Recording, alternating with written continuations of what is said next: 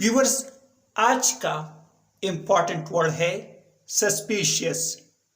Suspicious का क्या मतलब है, आइए सीखते हैं इस छोटी सी वीडियो में। सस्पिशियस मीन्स मुश्तबा या मशकूक। आइए इस वर्ड को सेंटेंसेस में इस्तेमाल करते हैं। You have a very suspicious mind.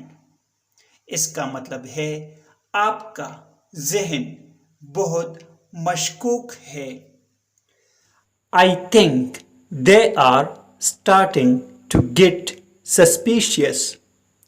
इसका मतलब है मुझे लगता है कि वो मशकूक होना शुरू कर रहे हैं। Viewers, subscribe this channel to improve your English vocabulary in Urdu, Hindi. Thanks for watching this video.